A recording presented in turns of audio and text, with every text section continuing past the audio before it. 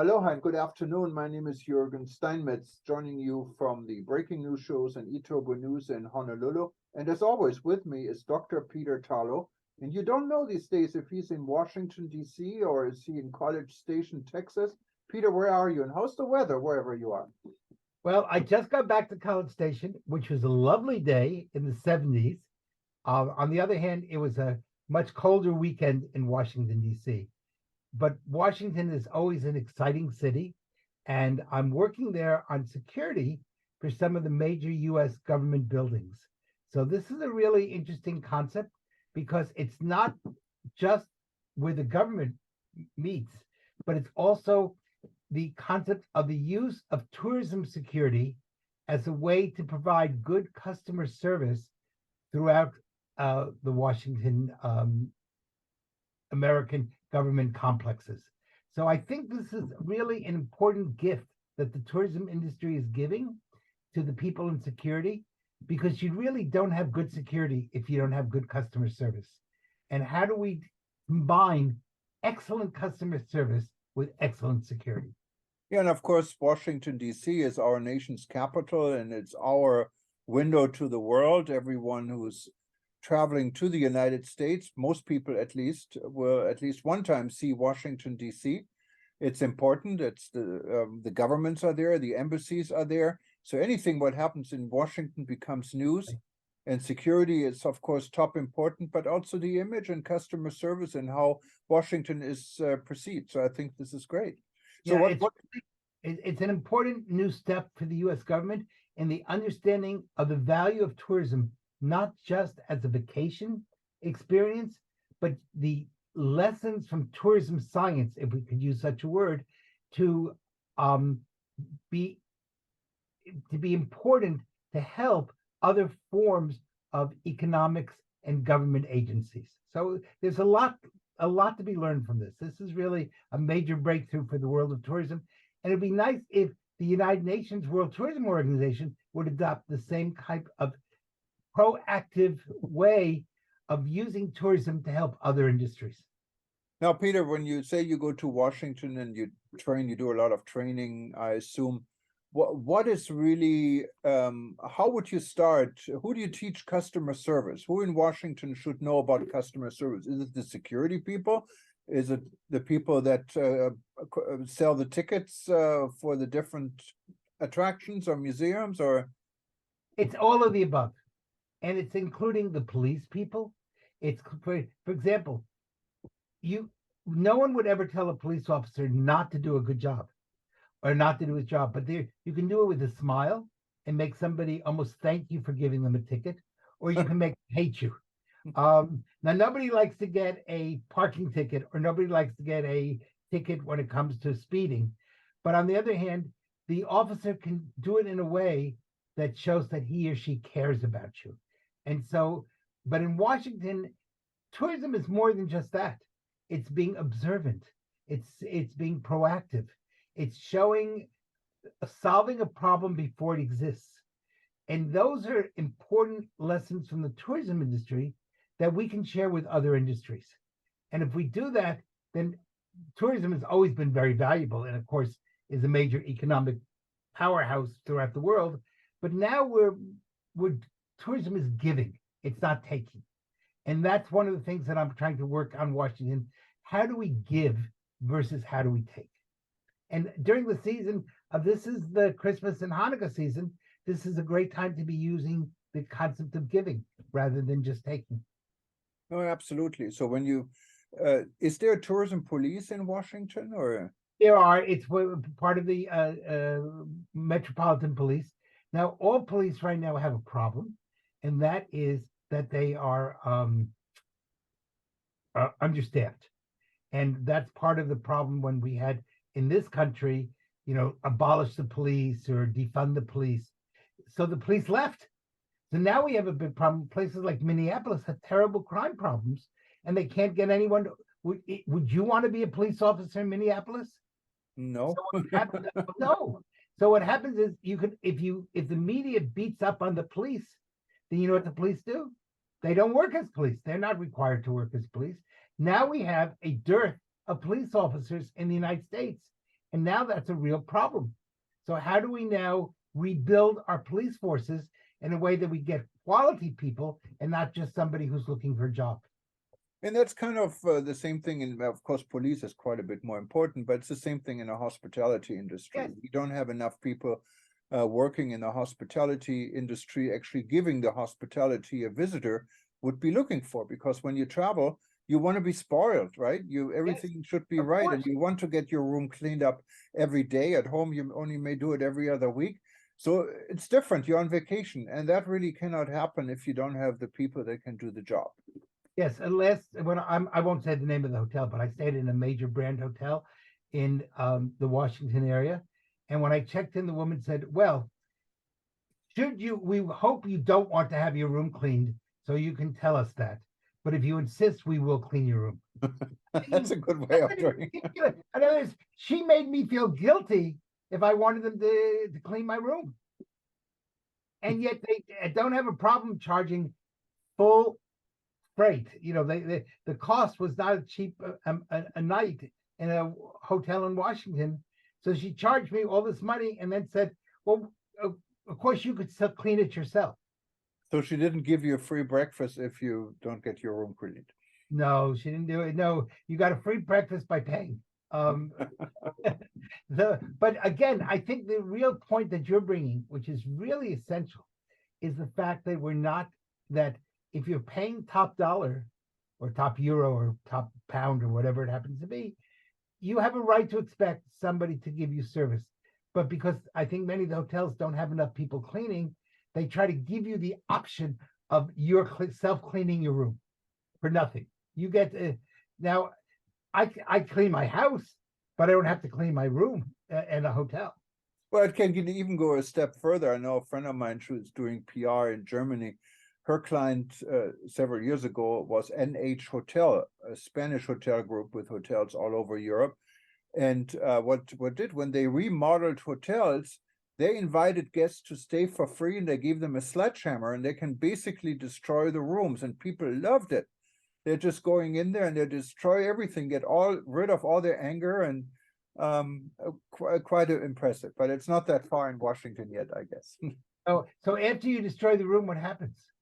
No, it just was a good PR campaign because she was in charge of PR, and everyone picked it up, and it was good, Okay, so, but after no one got killed or hurt. It was no, I understand that. But what did they do with the room after it got destroyed? That's when they remodeled the hotel. Oh, they were going to remodel. I see. Yes, okay, you don't do that because there's now there's centers around the world where people can go and break things. They're break centers, and yes, they're all over the world, and you can go and you can get your anger out, and they have windows for you to break, and they have glasses for you to break. In others, so you go and you spend an hour, and they give you lots of stuff and a hammer, and you get to break things.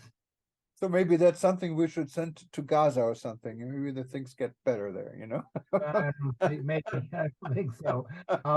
But I do think that when we're talking about customer service, one of the things we're seeing is mergers.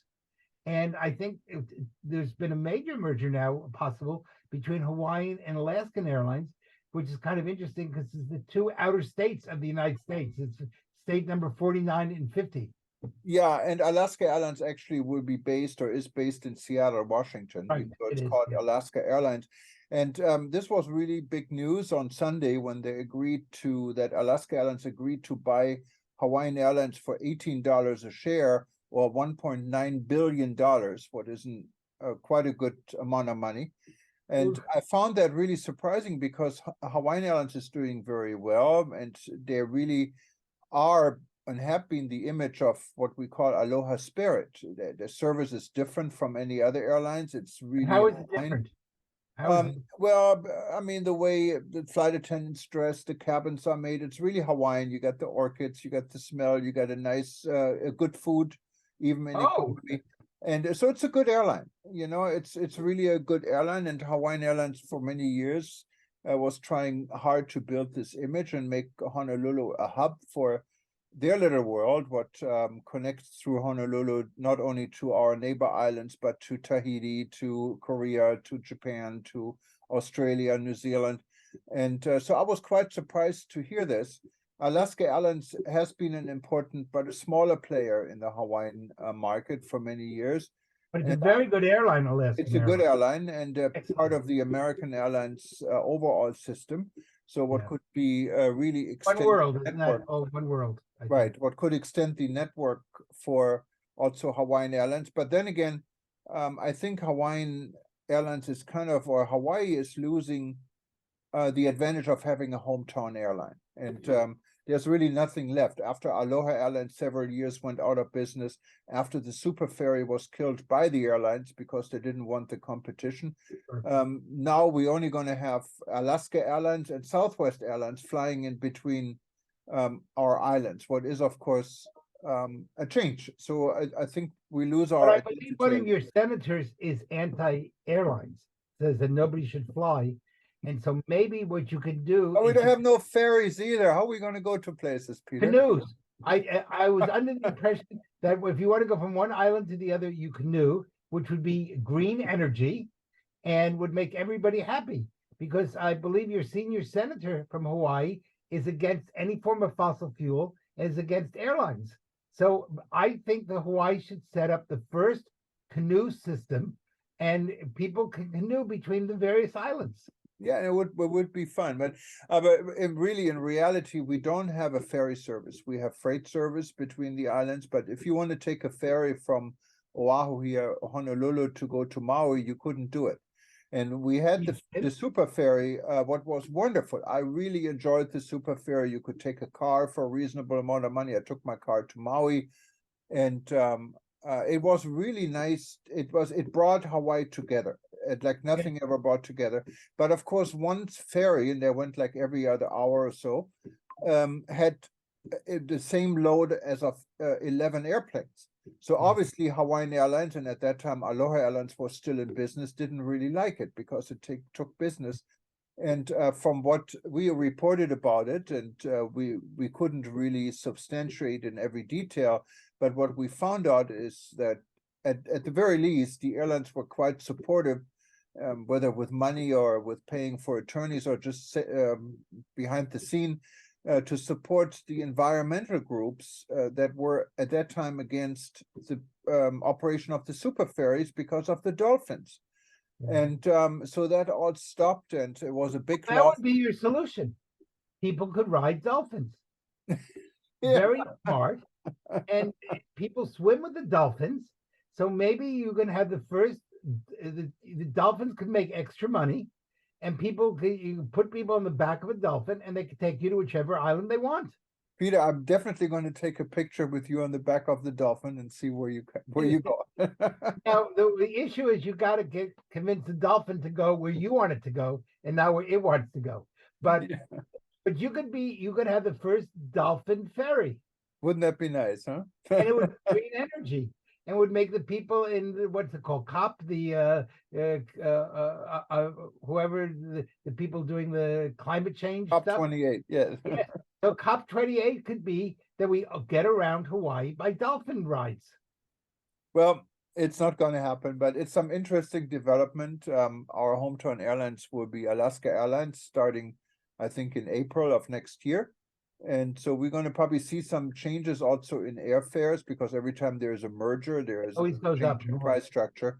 And we're probably going to see some adjustments in service, and see how this all turns out. And I think we can make a prediction, and we'll see if it's right, which is it will be bad. It will not be good. Because whenever you have two airlines merge, the price goes up and the service goes down. And that's what happened with United and Continental. Yes. Both of them were good airlines. They had great service, and that kind of went down the drain. Now it's slowly coming back, so they're improving a little bit. I understand they're now at United Airlines you can get pillows again, what you couldn't get for years. So things are improving, Peter. There were no pillows on the trip from Washington to Houston. No, you won't have pillows. I told you about my flight in Polaris, yes. From Washington to Las Vegas on a plane what was freezing cold, and there's no pillows and blankets. They just want you to stay free. But they do give out free pretzels. Yeah, they're excellent. Yeah. Yeah. And on American Airlines, you get almonds instead of pretzels, so you Oh. can have a choice. All right. But they probably charge you for the almonds. No, I think you get almonds for free, so it's still one of the giveaways. So Oh, anyway, so but really, I think the important issue is we're in December, and December is a very heavy travel tourism month.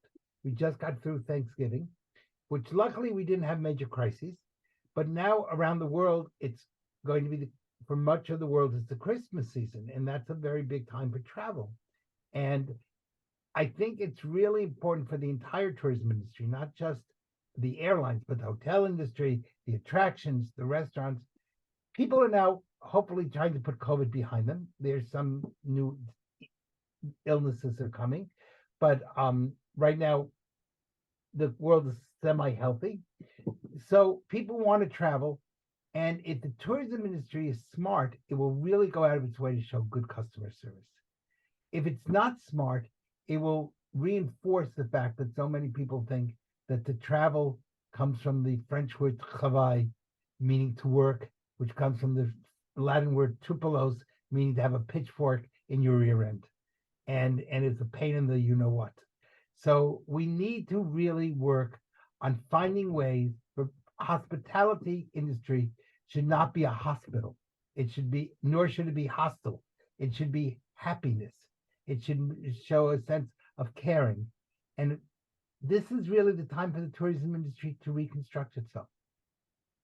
yeah, and it's we're kind of in uncharted territories these days when it comes to tourism. You can never predict tomorrow because this world is moving so fast.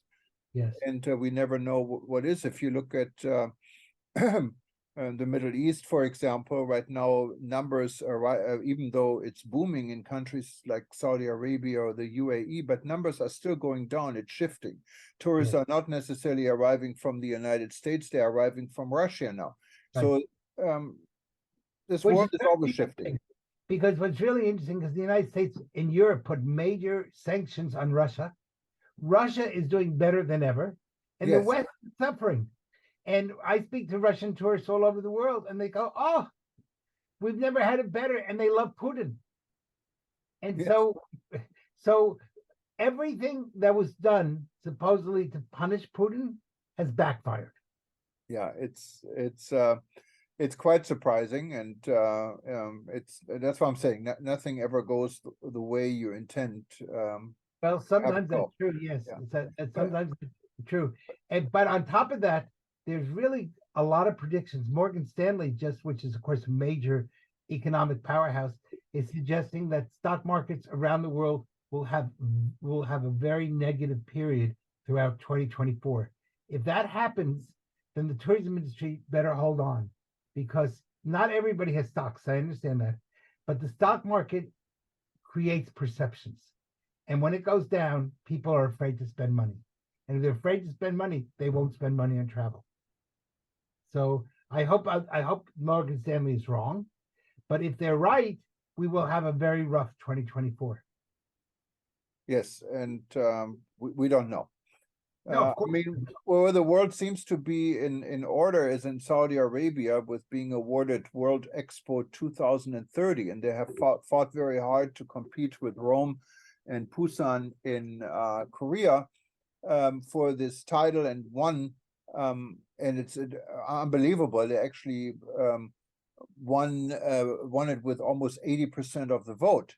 And the surprising thing here was that Rome, all the European Union countries said they would vote for Italy because it's part of the European Union. What is now impossible, because when you count the votes, even if everyone who voted for Rome was a European Union country, it doesn't add up. They only had 18 votes. There are 27 European Union countries, and I'm sure there's also countries outside the European Union that voted. So the level of influence Saudi Arabia has is quite surprising. Maybe money talks. Yeah, but the people were happy. I mean, they had fireworks beyond belief, and people were celebrating. And it goes along with what the Crown Prince's Vision 2030. Now they're going to have World Expo 2030, and I'm sure it's going to be great. But it's still surprising how the priorities are shifting in this Yeah. part of the world. So Saudi Arabia really, the importance is that the crown prince is a very smart man, but the always the problem in the Middle East, with the exception of Israel, it's one strong leader. And if something happens to that leader, the whole system collapses. And so that's one problem. In Europe, you see a different problem, and that is no one knows how long the EU will exist. Italy wants to leave.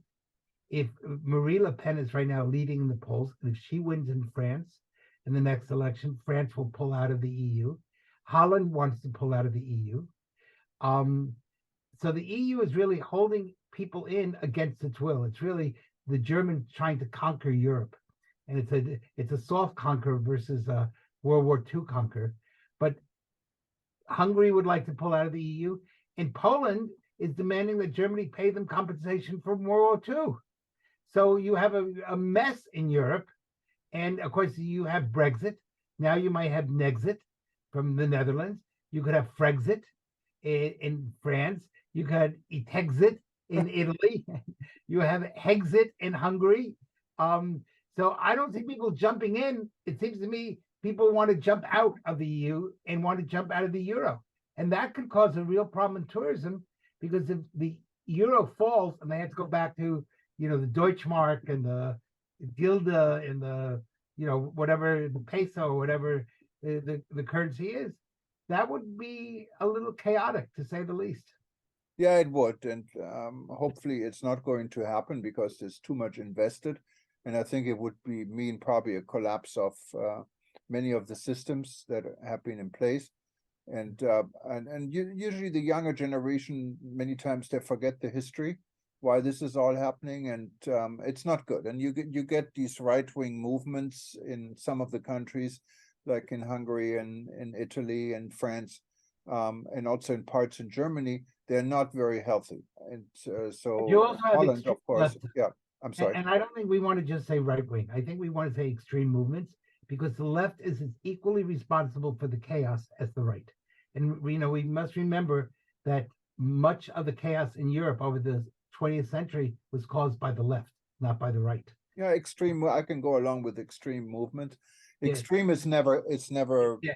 So you have extreme. You have extreme right, but you also have extreme left. And of course, what happens is, if you get too extreme, you can't tell the difference between the right and the left, because they end up just forming a circle. They end up where you can't tell who's whom anymore.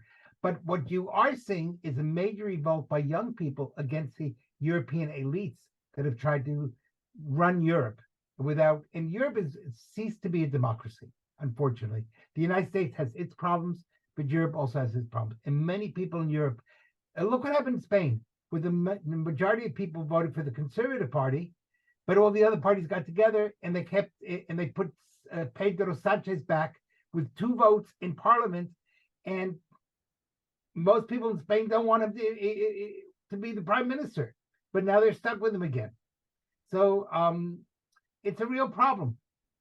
Yeah, and of course, many of the countries where you don't have a democracy the same way we see it, or maybe Europe sees it, people can be in power forever, like in China, and they don't have to worry about time. So they do have time, and they can plan things. And talking about China, it's quite interesting. In 2017 at the UNWTO General Assembly, and I was there in Chengdu at the time, China started an organization, and all of a sudden, all these countries that didn't want to be part of the UNWTO, including the United States, all of a sudden couldn't resist in becoming a member of this new organization the government of China started. And we never heard about them for years. And now all of a sudden, out of nowhere, they're popped up, and they have been quite busy in the last years. And now they can show all these players that are not part of UNWTO are now in this organization, but fully funded, fully run, fully controlled by the Chinese government. But who's going to say, no, we want the Chinese travelers. We need them. It's a number game. And that's how power comes back, and they still have the same leadership they had in 2017 today. So something like this in Europe would probably never function, because once the next government comes in, they're going to have a different priorities. Well, it's going to be different. there was a big change. There are some changes going on in the world. The Dutch got rid of a government that had been in power forever. And so, it's the first sign that we see democracy coming back to Holland. Argentina got rid of a government that had been forever, which was incredibly corrupt. Now, the new guy is kind of unique because he has some interesting beliefs, to say the least, but we'll see how that goes. You have dictators in places like Cuba. So it'll be very interesting to see how the world goes and where the economies go in 2024. So I think with that, we probably have had a good review of the world. It's been a while since we've been on the air, and I think people will be excited to see us back again. And we're going to, I think, start some new exciting programs to tell people about very soon. And that'll be a really nice thing for 2024 because we need to have some good things. So yeah, and before we go, Peter, we have some new developments in the making, and we will make an announcement. Yes. One is we started two new publications. Yes. One is Caribbean Tourism News, and it's all going to be, you can see it here, it's already online. You can see it, CaribbeanTourismNews.com. It's a mix of promotional messages, travel specials, and hard news. And it also covers news from some of the other publications in the Caribbean. You see it here on the right part of the screen. At the same time, we also started Saudi tourism news. Saudi Arabia is becoming such an important player in tourism, and there's so much to talk about and to do. So we're going to follow this a lot more in details. And again, our setup is, you see travel news, travel specials on the left side of the screen, and then in the middle you see the news. On the right side you see news from Saudi Arabia, from other sources combined. So we're excited about this development and hope it will add to our portfolio of news. And of course, eTurbo News, our main publication, will be unchanged, and we follow the world no matter where it is. You can always click on countries to see a summary of news in those countries. But Peter, yes, we're coming to an end of this event here, and we'll see you again very soon. And for those that are watching us and you missed the beginning, just stay tuned. We're going to repeat it. And if you don't see it repeat, go to breakingtravelnews.com, and you will then be able to watch all our different shows. It's great to watch us while you're having coffee or breakfast in the morning. So because you don't have to pay that much attention to us. But before we end, I want to wish everybody a happy Hanukkah, a Merry Christmas. I hope everyone has a wonderful holiday season in the month of December. Yes, and I wish the same, but hopefully we're going to see you again before that. Of course. But but this Friday Hanukkah starts, so I want to wish everybody a happy Hanukkah. Thanks so much. Yeah, and maybe add to the word happy, we add peace, because we all need this. Let's hope there'll be peace. Yes, peace is always a good thing. Let's hope that we come to a peaceful world, and that 2024 is a world without killing, without murder, without rape. All right. Aloha, everyone, and thank you for watching. Bye-bye. As we say in Texas, ciao, y'all. Bye-bye.